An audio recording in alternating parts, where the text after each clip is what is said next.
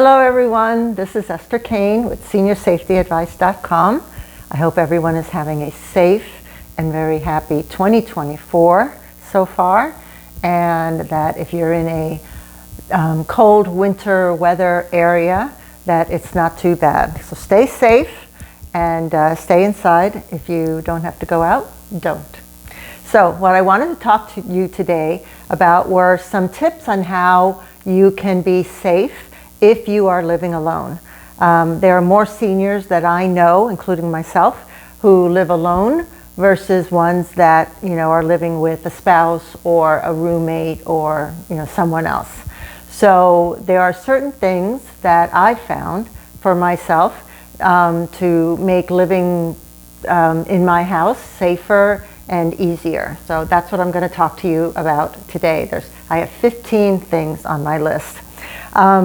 Before I get started on that, don't forget to subscribe. We appreciate each and every single one of our subscribers. And of course, click the like button if you like it. Give us your comments. We've been getting some great comments on our videos. Some great, some not so great, but we answer each and every single one of them. And we try to make our videos as useful for you as possible. All right, so tip number one. It's something that I started doing a few years ago when I realized that there were days sometimes that go by where I don't really speak to anyone. So I could have fallen down the stairs or anything could have happened to me and no one would know for several days. So I started this habit of texting a group of friends every single morning. And the rule is that if they're on that list, then if they don't hear from me by 11 a.m., they're supposed to come check on me. Now, initially I started doing that just by saying, hey, here I am, good morning, have a nice day, something like that. But now what I do is I look up a odd holiday. Like today is Organize Your Home Day. So I thought I send that out. I send out a weird holiday out every single day to 12 people. And some live nearby, some not so nearby, but the point is that all of them know that I'm alive and well, and it makes me feel good also and keeps me connected with all of these people. And plus, the holidays are a lot of fun. So I'll have a link to some websites below where you can find all of these weird holidays. Okay, the next advice that I have is to put an Alexa device in every room of your house. And the reason I say that is because you can use your voice to make a phone call in case you fall or injure yourself in some way. You don't have to have the Echo Show, which has the video. Just a little round device is fine. Of course, if you want the Echo Show with the video, that's good too. But I would recommend to put that everywhere, including your garage and any outdoor space, as long as the outdoor space is covered and the device doesn't get wet. But it's a great safety tool to be able to access and call someone if you need to.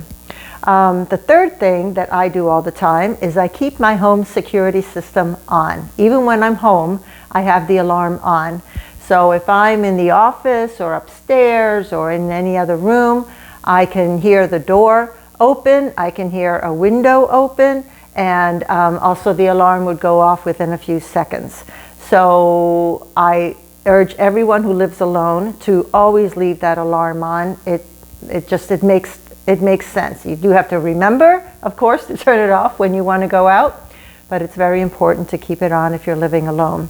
And in addition to that, I would put a sensor on every window on the first floor of your home if you have a multi-level house. And the reason for that is so that in case anyone were to open a window, it would set off the alarm.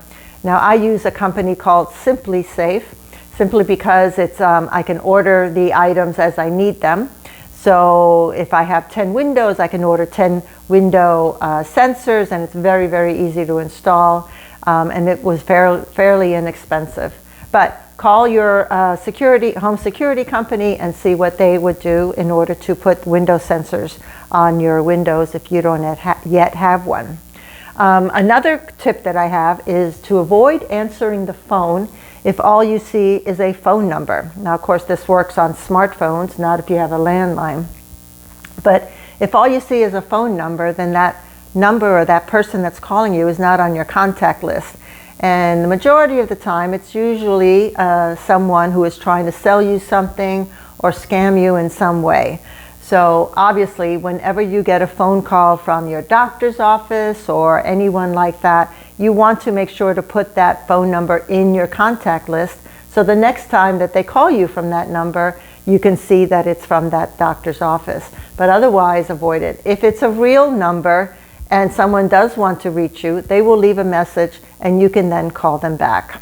I also would say along that line of thinking is to avoid forwarding emails or things from Facebook or any other social media, because you don't know if those things are infected. The email that you got could be infecting your computer, and if you forward it, it could be a joke or a story or whatever. If you forward it, then you will be infecting other people's computers as well. I never forward anything, and if anything is forwarded to me, I delete it right away. I do not open it.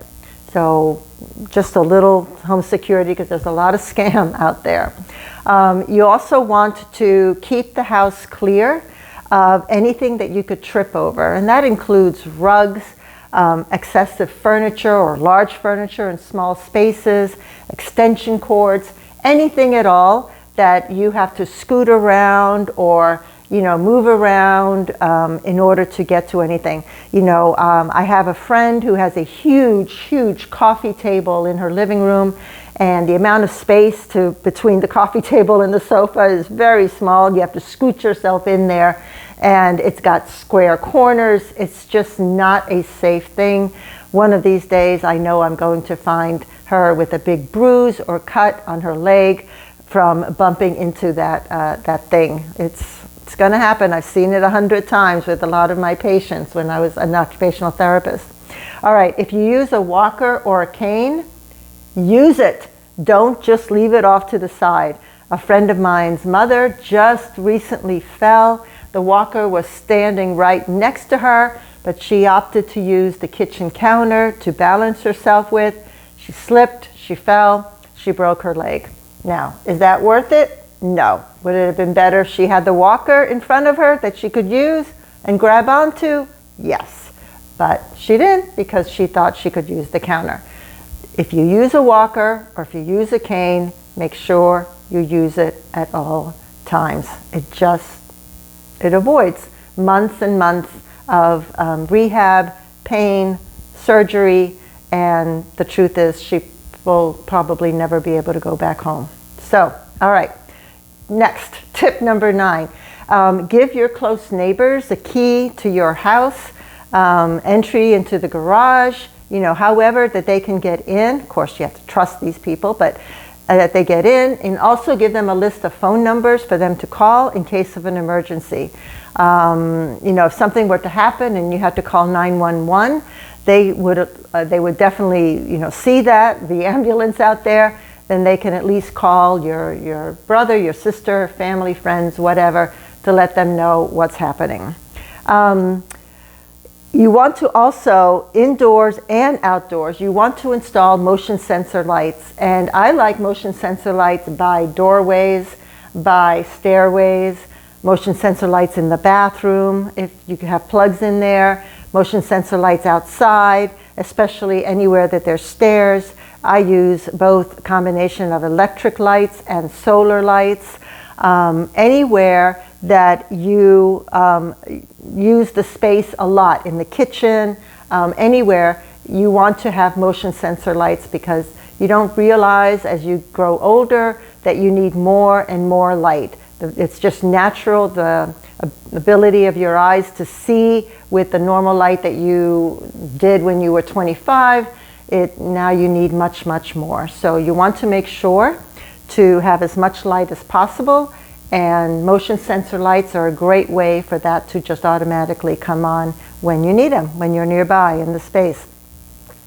You want to install a doorbell by any entry doorway, front, back, that also has a camera. Now I use my SimpliSafe Security, and that has a doorbell that has a camera, but I know a lot of people use the Ring doorbell. Whatever doorbell you use that has a camera, It's a great tool. I have a friend of mine who just installed it. Her office is in her basement, and when someone comes to her front door, she can now just pick up her smartphone and look to see who's at the front door, so she doesn't have to climb all the way upstairs and for nothing really. This way she can see, and she can actually talk to them via that doorbell camera. It's a great tool to use. One night, a few weeks ago, my doorbell rang. It was almost 11 p.m. at night, and when I looked on my camera, I saw that it was the Amazon delivery guy. Why he was delivering at 11 p.m., I don't know, but he just rang the doorbell basically to let me know that there was a package out there. But it was a little scary getting that doorbell ringing at 11 p.m. at night, I have to tell you. So I felt safe just watching it, watching him on the camera and seeing what it was. Of course, I waited for him to leave before I opened the door to get out there because, well, you just never know these days. Okay, number 12. If you live in an apartment or wherever you have a peephole on your door, if it's difficult for you to access that peephole, I would either add another one at a lower level or move that one further down. I mean, obviously you have to get somebody to come do that for you probably if you're not that handy of a person, or depending on the kind of door. But it's very important to have access to what you're seeing outside. If you have to stand on your toes to see it, if you have to bend all the way down, make it at eye level. That may change, in 10 years as you get older. I know I'm getting shorter. All right, number 13, you want to add deadbolts to your exterior doors just for extra security. But there's also a way that you can enforce the frame around your door and or the hinges so that no one can kick in the door. Now, if you have a door with glass on the door itself, then you definitely want to try to reinforce that glass or have reinforced glass so that it's much more difficult to break. But that's where a home security alarm would come in handy, and motion sensor alarm would come in handy for that. It'll at least alert you that that happened. Also, Alexa has a skill that can hear when glass is broken, and it can also set off an alarm. So I think it's called Alexa Guard. You can check up on that. I'll have a link to that on the description below. You want to also, during the night, leave a light on, especially by a door or a window. It's just a good way to not necessarily showing people that you're up, or that, you may be up, who knows, but it's just a good way to keep light on. It deters someone from breaking in, hopefully. It's just one little extra piece of safety tip that you can do, and it doesn't cost very much just to have an extra light on.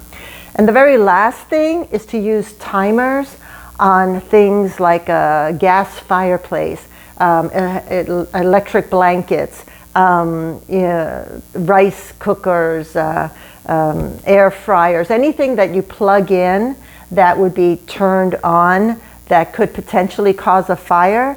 I would recommend to plug that into a timer, or to purchase an item that has a timer built in.